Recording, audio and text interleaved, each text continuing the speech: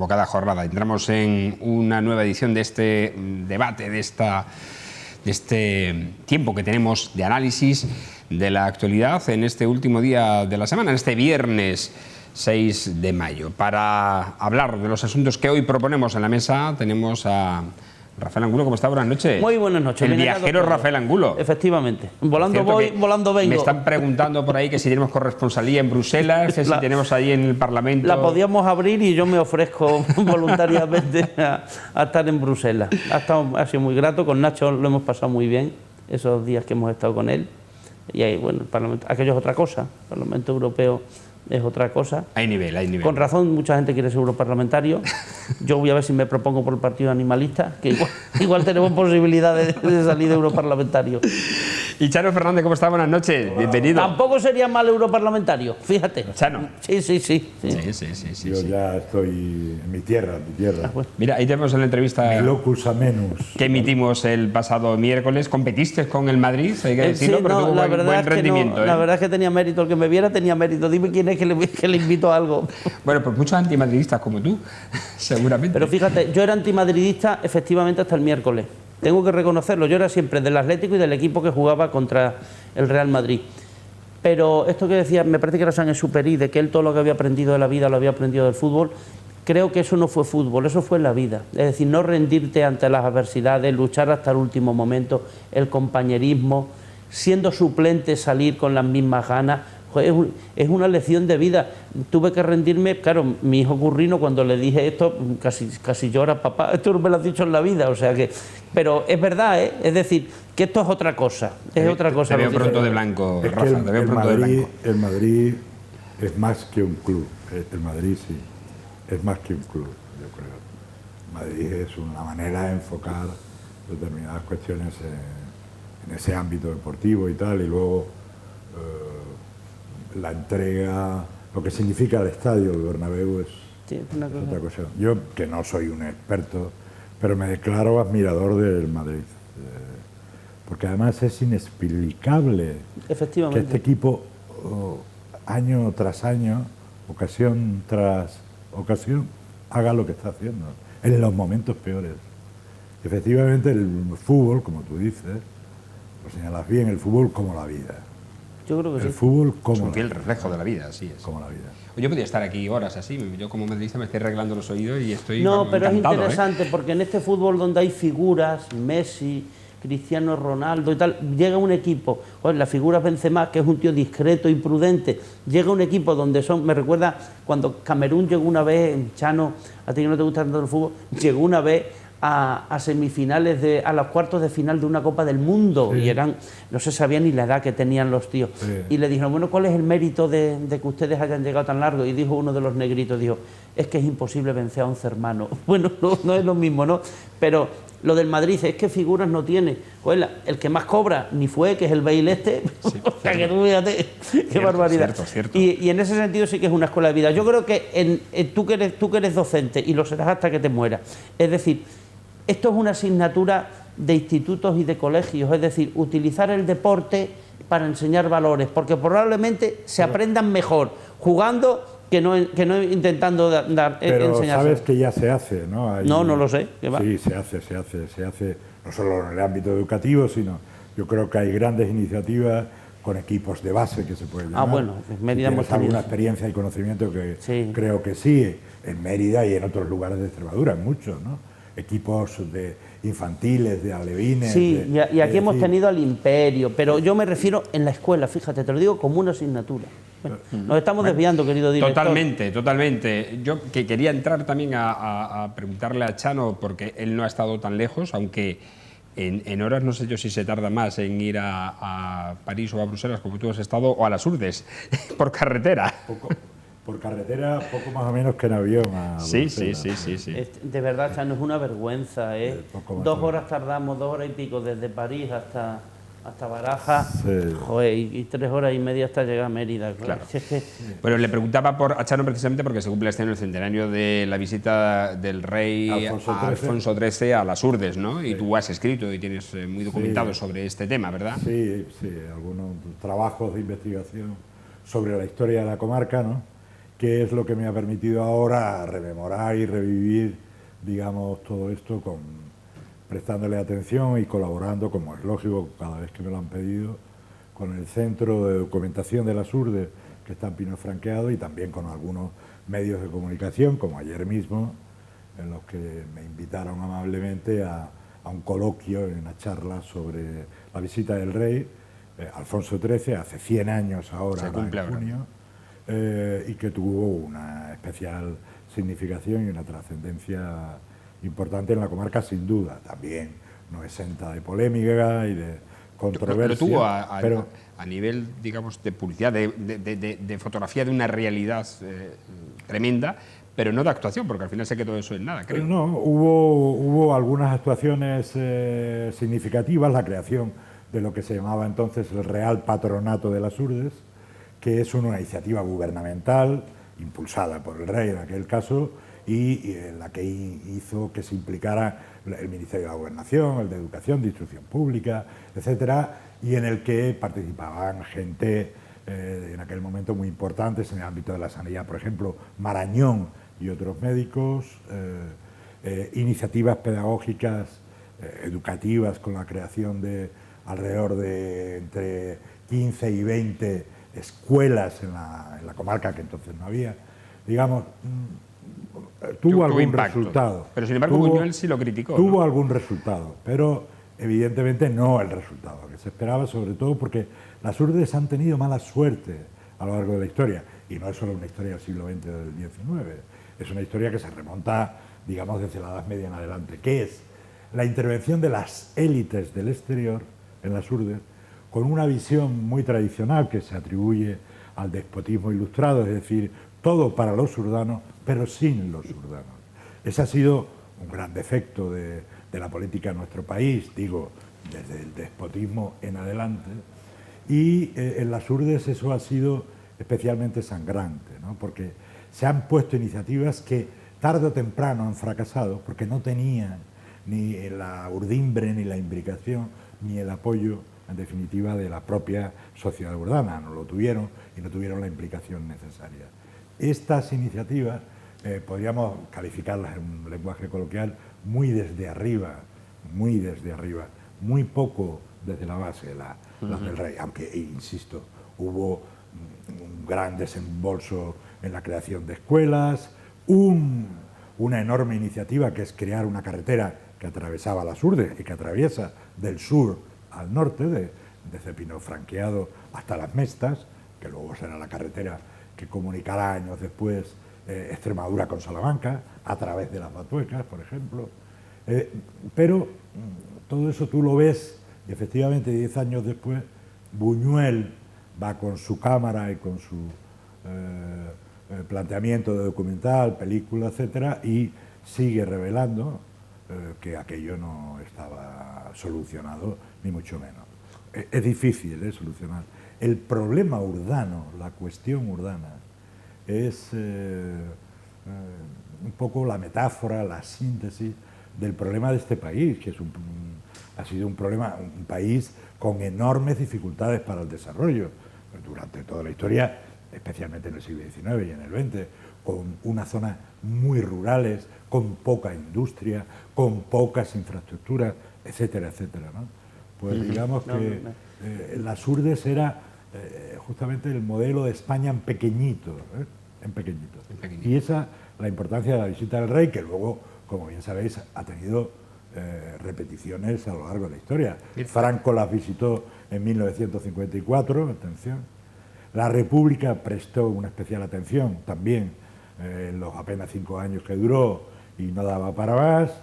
El rey Juan Carlos visitó las Urdes siendo príncipe, sí, siendo rey en el año 98 y ahora finalmente, rey me refiero como jefe del Estado, y ahora finalmente el jefe del Estado, el rey constitucional, Felipe VI, va a ir el jueves que viene, creo recordar, para conmemorar este centenario. Conmemorar y de nuevo a visitar la comarca. Bueno, ahí tenemos las imágenes precisamente de esa película de Buñuel que nos ha rescatado nuestra compañera ¿por qué, siendo fronteriza la zona sur de Salamanca con el norte de Cáceres, nunca hemos oído de la Peña de Francia y tal, hablar de su desarrollo, de pobreza, etcétera, cuando Justamente. en realidad no hay las fronteras son una cosa artificial, no hay límite, pero nunca oirás un salmantino hablar de estos pobres urdanos, por ejemplo. Bueno, eso tiene que ver con la leyenda negra, como sabes. La leyenda negra es una leyenda que se puso en marcha desde el siglo XVI al menos en toda España y que se fue consolidando en relación con el espanto por una parte y la conmiseración por otra que las Urdes provocaba en las élites, que yo he denominado para entendernos élites exteriores. Piensa que hay un hito fundamental en la historia de la literatura y en la historia en general, que es una obra de teatro de Lope de Vega que se escribe a finales del siglo XVI y se publica a principios del XVII, que se llama nada más y nada menos que Las Batuecas del Duque de Alba.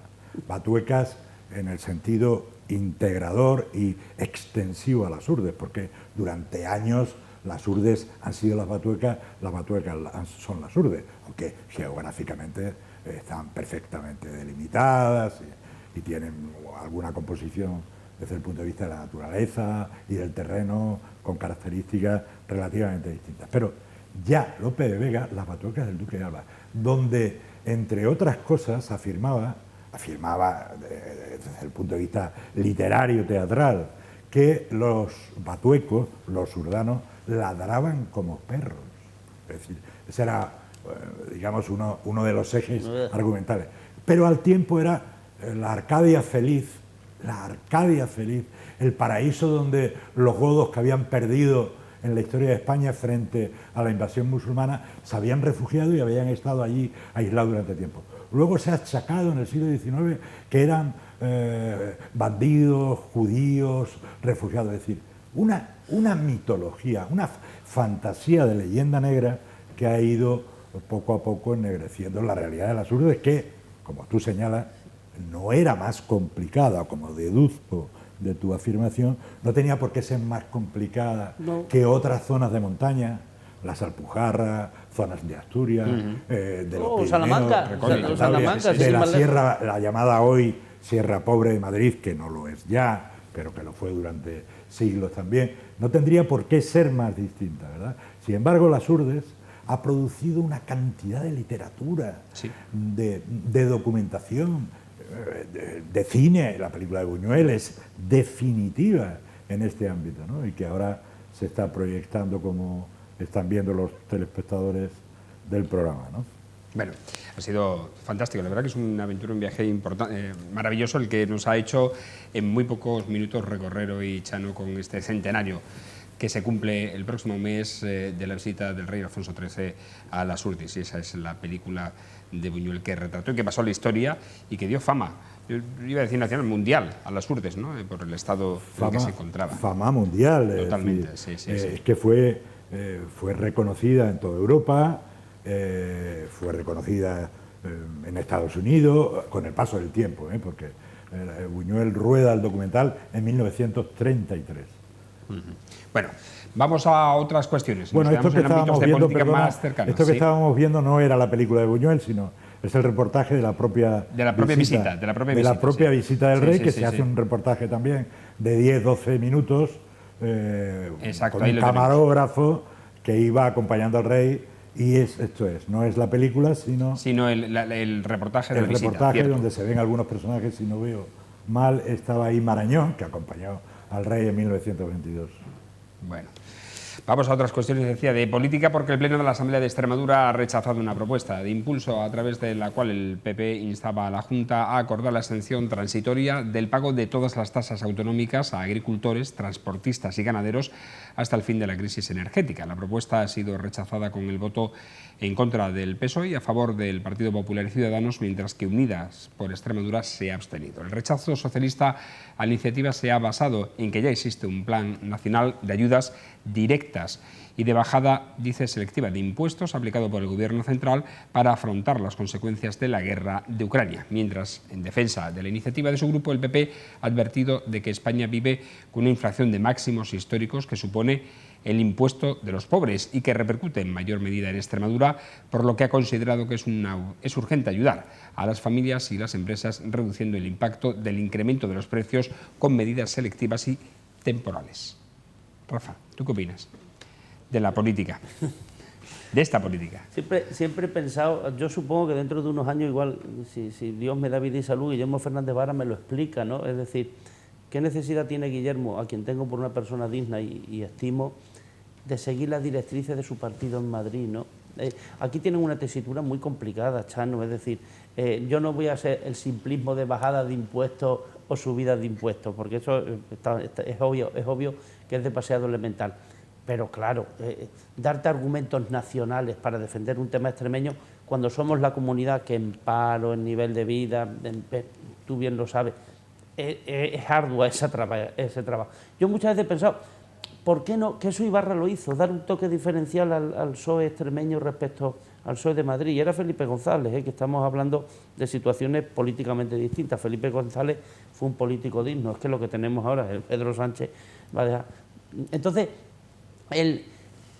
decir, no, mira, también el PP ha hecho lo mismo, este joven Luis Carrón, que ya estaba cuando yo llegué al PP en el año 95, es decir, sigue lo mismo. Bueno, vamos a ver, la cuestión de fondo, Chano, a los ciudadanos que nos interesa que nos bajen los impuestos, o por lo menos que no nos los suban, virgencita que me quede como estoy, y defender la subida de impuestos, Chano, es meterse en un precipicio que yo creo que os va a costar muy caro, y ahora tenemos a la vuelta de la esquina las elecciones andaluzas, porque es la economía, estúpido, que decía, y eso sí que tiene un coste muy por encima de otras barbaridades que hace el gobierno. Esa es mi opinión. Chano. Bueno, lo que yo creo, es decir, a mí me parece, ya creo que lo hemos tratado alguna otra vez, Fran, es decir, no se trata de bajar, estar a favor de bajar o subir los impuestos, es decir, bueno, habría que preguntarse qué impuestos, a quiénes y para qué. Es decir, lo que es evidente es que un Estado moderno,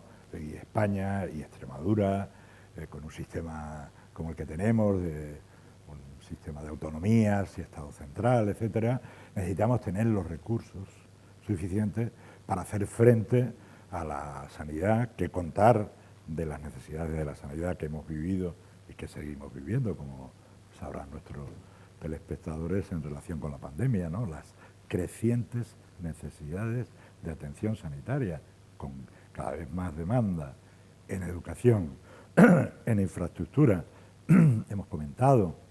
Bien, todo eso sale, Rafa, como sabes, en el Estado moderno del impuesto, de lo que pagamos los ciudadanos y las ciudadanas, como es natural. Entonces, por lo tanto, la vía es propugnar, como está haciendo el PP, una bajada generalizada de impuestos, o la vía es actuar de un modo mucho más selectivo, yo creo de un modo mucho más acertado, tocando determinados impuestos, como hemos comentado aquí en otros programas, que han tenido que ver con la bajada del IVA de la luz, por ejemplo, del 21 al 10. Que todavía no lo estamos sintiendo, por cierto. Rafa, claro, es que en el último programa me dijiste que lo íbamos a notar, esta es la fecha que todavía no lo hemos notado. Acuérdate que todavía Bruselas, además... No, la culpa va a ser de Bruselas. No, Bruselas tiene que autorizar y lo hará, creo, y tú que nos has contado que has estado ahí hace poco tiempo, tendrás información en directo de cómo Bruselas tiene que responder a la demanda del Gobierno de España de hacer posible una bajada, una contención, un tope al precio del gas y las consecuencias que tendrá. Pero a lo que íbamos, bajar impuestos. Es decir, ¿qué está pidiendo el PP en Extremadura en este momento? Dice, oiga, que le perdonen las tasas. Sí. Que le perdonen las tasas. Que lo están haciendo otras comunidades, cuidado. A ver si es que vamos a resultar así más quijotes que nadie. Rafa, no. Dígame cuántas tasas, es decir, qué tasas son. A los agricultores en concreto. A los agricultores y a los ganaderos, por ejemplo, tienen algunas tasas. ¿Qué son? Las tasas veterinarias, que pagas porque tiene, como pagamos todos, una tasa por hacer una gestión, por sacar una licencia, por determinadas cuestiones. Pero es por compensarles las pérdidas que están teniendo, Chano. Rafa, será no es posible, ¿cómo es posible ignorar que el gobierno de España y el de Extremadura está poniendo en marcha en este momento ayudas que tienen que ver con, por ejemplo, las dificultades en el riego y en el uso del agua, con crítica de algunos sectores que no van a recibir? Pero los arroceros, por ejemplo, van a recibir apoyo directo de la Junta de Extremadura ante la dificultad de no poder realizar, sembrar, producir la cosecha correspondiente por el problema de la sequía y de la reducción del caudal del agua. Es decir, te lo pongo como ejemplo, Rafa, yo soy más partidario, yo creo, de actuar con fineza y de actuar con, yo creo que con inteligencia, en vez de decretar la bajada de impuestos generalizada, porque eso lo que hace, Rafa, es que luego las demandas y necesidades de los pensionistas, como tú, de los usuarios del sistema sanitario extremeño, de la educación, no tendremos los recursos para hacer frente a ello. Es que yo creo que los amigos de televisión, por cierto, paréntesis, me remito, es que has hablado del arroz, a la entrevista con Nacho, donde nos dio un detalle muy curioso, cómo un golpe de Estado en Myanmar, antigua Birmania, repercute en Extremadura. Y es que, claro, traen arroz desde Birmania, ahora los que han dado el golpe de Estado han dicho que lo van a encarecer, con lo cual les va a venir muy bien a los arroceros de Don Benito. Una cosa así contaba Chano. Mira, vamos a dejar aparte de los argumentos que me has dado la educación y la sanidad para la subida de impuestos. ¿Por qué? Nadie en Extremadura se cree que tenemos problemas para financiar la sanidad y la educación. Bueno, en educación en concreto estamos cerrando colegios, o sea que nos sobran. Y la sanidad, tú vas y no notas que haya unas carencias en Extremadura, y eso que nos ha ayudado Mancio Ortega también con algunas cosas. Eso por una parte. En infraestructura, ahí me duele, si es que somos la comunidad que somos la última en infraestructuras en Extremadura, tú lo sabes, caramba. No hace falta ir al tren o al avión, que sería lo más escandaloso, en comparación con otras. Rafa, tengo que matizarte también. Nosotros tenemos un déficit enorme en la infraestructura ferroviaria, evidente. Hombre, obvio. Evidente, ¿de acuerdo? Pero nosotros tenemos una infraestructura de carreteras con 2 autovías que atraviesan, como bien sabemos, la región y que son un ejemplo clarísimo de buena actuación en ese ámbito. Y nosotros tenemos una red de carreteras de la Junta de Extremadura, tenemos 2 autovías de la Junta de Extremadura, en el norte y en el centro de la región, como sabes, Navalmoral-Moraleja, luego Viajadas, Don Benito, Villanueva, etc. Sí, pero no me hables de lo que hay, yo te tengo que hablar de lo que no hay. Tú no puedes ir a Córdoba por la carretera que hay, tú dices que está bien, ¿no? Y a Granada tampoco puedes ir por ahí. Y oye, y por ejemplo, mis padres que eran valencianos, no se te ocurre ir a Valencia por el camino más corto, que es la línea recta, que es tremendo, es decir, llegas a Ciudad Real y sin embargo, al poco de entrar en Castilla-La Mancha, en Ciudad Real, ¡bumba! Ya te encuentras Tienes razón en eso, y es una demanda que sabes que, por cierto, ha citado al presidente, a Guillermo Fernández Vara, y sabes que una reivindicación es que Guillermo, extraordinaria de Guillermo es la conexión con la zona de Levante, en la que no ha cejado y en la que no cejan, por cierto, los alcaldes de la zona. Sí, pero seguimos igual, no ceja nadie, pero aquí seguimos igual. Rafa, está planificada ya un desdoblamiento del tránsito de la carretera por Zafra, de Cebadaco a Zafra, y está planificado también unos primeros kilómetros de esa autovía. Largo me lo fiáis, de la autovía que uniría Badajoz con Córdoba. Está ya dotada. Chano, pero quiero ir al fondo de la cuestión. Yo he comentado antes que noto en algunas actitudes del PSOE regional seguidismo al Partido de Madrid. En este tema es obvio. Es decir, yo no sé con la mano en el corazón si Guillermo está totalmente de acuerdo, pero claro, sois hombres, los militantes, sobre todo los de izquierda, es decir, hay que seguir al partido lo que te dice, y el partido a nivel de Madrid ha dicho, por cierto, las autovías, te recuerdo que la ministra de Transporte se están planteando hacerlas de peaje, cuidado, no creo que lo lleguen a hacer porque esto no es Portugal donde todo el mundo dijo amén, pero bueno, que lo sueltan, y no sé si es un globo sonda, pero lo hacen.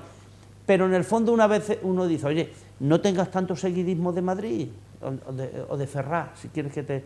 No tengas tanto seguidismo, que tú conoces Extremadura mejor que aquellos y sabes que los agricultores extremeños lo están pasando mal, y sabes que en Cataluña, en Galicia, en el País Vasco, les han eximido tasas. Entonces dices, a ver si va a resultar que somos la Cenicienta. Seguramente, Rafa, coincidas conmigo, no es un problema de seguidismo o no. Yo sí que lo veo así. Rafa, es un problema también de conocimiento de la realidad y de la hacienda de nuestra comunidad. Rafa, nosotros somos una región, en fin, en comparación con otras, una región más pobre, con menos recursos. Sí, por desgracia. Rafa, y por lo tanto estoy hablando de la propuesta del PP de eliminar determinados impuestos y ahora el tema de las tasas, ¿no? Entonces, Guillermo, yo creo que es consciente, y lo que tiene es una verdadera obsesión por dotar de recursos a la sanidad pública, a la sanidad en su conjunto de nuestra región, ¿no? Y eso es loable, y ahí no hay ningún seguidismo. Él ha denunciado una y otra vez en las comisiones de presidentes, en las reuniones de presidentes autonómicos, en los foros donde tiene oportunidad, que hay que subir hasta una determinada cantidad del PIB la inversión en sanidad. Y esto es así. Y para eso se necesitan recursos, Rafa. Y los recursos tienen que salir de donde salen, como bien sabemos, ¿no? O sea, no, lo tienes complicado, porque a mí no me has convencido, pero muchos de los que nos están viendo, subir impuestos os va a costar convencerles, Rafa, os va a costar mucho. No he hablado, revisa bien mi intervención. No he hablado de subir tienes impuestos. Razón. Eso es, y los telespectadores, que son más inteligentes que nosotros dos, lo habrán percibido, Rafa. Yo no hablo de subir impuestos. Nos tenemos que ir, señores. No hay tiempo para más. Se nos ha pasado el tiempo rápidamente. Muy bien. ¿Para qué me prepararé argumentos si después no me dejan exponerlo? Me tendré que ir a la otra tele, a la financiera. Nos vamos, no hay tiempo para más. Agradecer a nuestros tertulianos, a nuestros picoteros, como siempre, su aportación. Por cierto, este fin de semana, con el derbi Atlético Madrid-Real Madrid, con el pasillo, ¿tú eres partidario de hacer pasillo, no? Yo sí, ¿qué más te da? Que yo me parece que manca fineza, dicen los italianos. ¿Por qué no le vas a hacer para el hombre? ¿Qué te cuesta? Me parece una tontería. Es que nos sentimos humillados. Déjate, yo sí que se lo haría. Y más después de lo que hizo el Madrid el miércoles. Vamos, yo es que les daba un beso, además, conforme iban pasando por el pasillo. Bueno, nos vamos. Gracias, Chano. Hasta la próxima. Gracias, Fran. Que pases un feliz fin de semana. Lo mismo, Rafa, que disfrutes mucho de este fin de semana, que va a hacer un tiempo extraordinario, con calor, rozando los 30 grados, para estar en la calle. Buen momento para visitar algunas comarcas de la región. ¿Cierto? Por ejemplo, las Urdes. Por ejemplo. Yo tengo esa deuda pendiente. Donde hay una gastronomía y un paisaje extraordinario. Donde la gente lo pasará bien. Nos vamos, le emplazamos a una nueva edición de La Picota, ya será el próximo lunes. Recuerden, en torno a las 10 menos 25 de la noche, aquí en la TDT, la televisión, y también en los medios digitales de esta casa, en la página web de televisiónextremeña.com y en las redes sociales, Facebook, Twitter, YouTube, Instagram y también en Twitch. Hasta el lunes, feliz fin de semana, sean felices, buenas noches.